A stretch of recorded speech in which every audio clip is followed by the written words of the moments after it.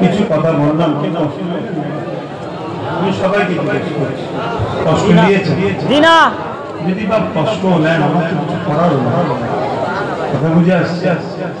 মানে হুজুরের সামনে হুজুরের সামনে তাদের সঙ্গে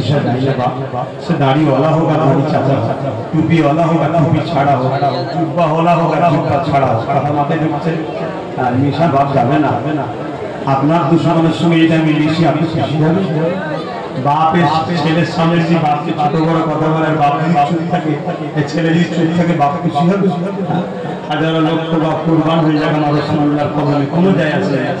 আমার রসুলের পায়ে যেন একটা কাঁটাও না ফুটে যায় জোরে বলে দেখতে দেখতে 1.5 ঘন্টা পার হয়ে গেছে আপনারা বুঝতেই পারছেন কিভাবে আল্লাহ পার করিয়ে দিচ্ছে এটাই হলো হুজুরের আলোচনার একটা মেসেজ বা আল্লাহ নিয়ামত হুজুর এত বড় যে ওনার আলোচনা এভাবেই পার হয়ে যায় কাউকে টাকা দিয়ে অর্থ দিয়ে খাবার দিয়ে ঘরে বসে রাখা যায় না হুজুরের নাম বললেই মানুষ দলে দলে দলে দলে এসে বসে যায় জোরে বলে সুবহানাল্লাহ হুজুরের প্রেম ভালোবাসা এই প্রেম আরো বাড়াও এই প্রেম আরো বাড়াও কি করে বাড়াবেন ইমাম গাজ্জালি হুজুর বলছেন দরুদ বেশি করে পড়ো আর হুজুরের জীবনী পড়ো যদি পড়তে না পারো যেখানে হুজুরের জীবনী আলোচনা হবে সেখানে গিয়ে বসে বসে শোনো প্রতিটা মসজিদের ইমাম উচিত হুজুরের জীবনী যুব সমাজকে শোনানো যুব সমাজকে জীবনী শোনানো হুজুরের জীবনী মানে কোরআনের ব্যাখ্যা হয়ে যায় জোরে বলুন সুবহানাল্লাহ হুজুর হলেন কোরআনের মডেল হুজুর হলেন কোরআনের কানা খুলুল্লাহুল কোরআন কোরআনের অনুসারী আমার রাসূলের লাইফ স্টাইলই হলো কোরআন জোরে বলুন সুবহানাল্লাহ অর্থাৎ আল্লাহ কোরআনে বলেন আকিমুস সালাত নামাজ কায়েম করো কিভাবে নামাজ কায়েম করবে সাহাবা হুজুররা বললেন হুজুর কিভাবে নামাজ কায়েম করব আল্লাহ নবী বললেন কেন চিন্তা করছো আমি রয়েছি চলো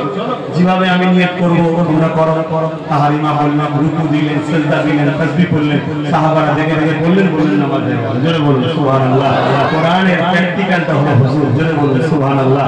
হুজুরের জীবনী শোনান বাচ্চাদের ঘরে যুবকদের ঘরে হুজুরের জীবনী শোনান এদের প্রেম পয়দা হবে আমার হুজুর কি হুজুর চাঁদ সূর্যকে ইশারা করে সূর্য উঠে গেছে কথা বুঝে আসছে আমরা সবাই মিলে এই বাড়িটাকে একটু লড়াতে চাইলে পারবেন আগুনের ইশারা করে না